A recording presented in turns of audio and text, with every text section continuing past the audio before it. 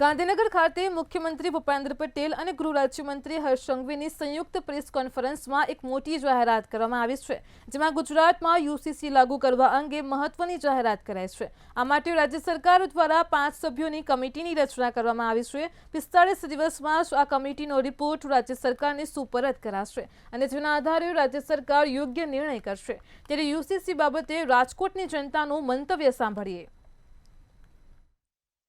UCC ને લઈને ગુજરાત સરકારની એક પહેલ છે તે સામે આવી છે। આપણી સાથે હિન્દુ સંગઠનના આગેવાનો છે, એમની સાથે જ વાત કરીએ તેઓ શું કહી રહ્યા છે આ પહેલને લઈને।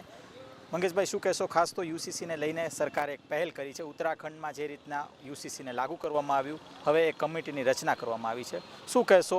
કઈ પ્રકારનો આ પ્રયાસ?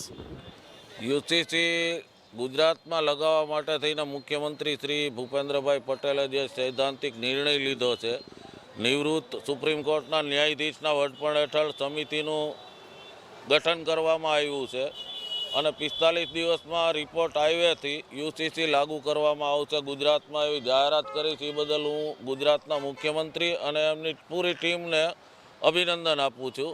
અને ખરેખર આ કાયદાની જરૂરિયાત 1947થી જ હતી। જે તે વખતે જે તે સરકારોએ નથી લગાડ્યો અને હવે ઉત્તરાખંડે લગાડ્યો। ગુજરાત સરકારે પણ વિચાર ચાલુ કર્યો, સમિતિનું ગઠન કરવામાં આવ્યું છે। તો વહેલામાં વહેલી તકે ગુજરાત અને ભારતના બાકીના રાજ્યોમાં પણ દરેક સરકારો લગાડે એવી લોકોની લાગણી છે। આ કાયદો લાગવાથી જે અમુક લોકો ભ્રમિત કરે છે કે અમુક ધર્મ સંપ્રદાયના લોકોને નુકસાન થશે, તો હું આપના માધ્યમથી કહેવા માંગુ છું કે કોઈ પણ જ્ઞાતિ, જાતિ, ધર્મ, સંપ્રદાય કે વ્યક્તિ વિશેષને આ કાયદાથી કોઈ પણ જાતનું નુકસાન થવાનું નથી। અને આપણા ગુજરાત સરકારના મુખ્યમંત્રીને અભિનંદન। આ પ્રયાસ બહુ સારો છે, આમાં કોઈને નુકસાન નથી। આ એક સમાન રહેશે નાગરિક અને ધર્મ। તો આજે કોઈના ધર્મની અંદરમાં કયો કાયદો છે કોઈને ખ્યાલ નથી હોતો, તો કે મારા ધર્મમાં આ કાયદો છે, આ ધર્મ। આજે એક ભારત માતાના 4 પુત્રો હોય તો બધાને અલગ અલગ રીતે રાખે, તો એ કેવું? આ તો પહેલેથી જ થવું જોઈએ। આ તો પહેલેથી જ આ થવું જોઈએ। આ તો બહુ લેટ છે પણ છતાં સારું છે અને અભિનંદન છે। આ કાયદાથી ઘણા ફાયદા થશે। આ કાયદા કોઈ દિવસ નુકસાન માટે હોતા જ નથી। પહેલી વાત તો મગજમારી કાઢી નાખો।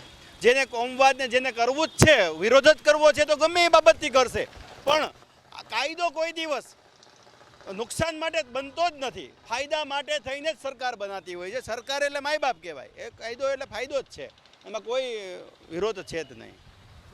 આપણી સાથે રાજકોટથી સેવાકીય સંસ્થાઓના આગેવાન, આ કાયદાથી ફાયદો પહોંચશે આ પ્રકારની હાલ પ્રતિક્રિયા રાજકોટથી મળી રહી છે। ચોક્કસથી સરકારનો જે પ્રયાસ છે, આ પ્રયાસ સફળ થવો જોઈએ, આવું હાલ રાજકોટવાસીઓ કહી રહ્યા છે। કેમેરા પર્સન લલિત વ્યાસ સાથે ધ્રુવ કુંડલ, રાજકોટ।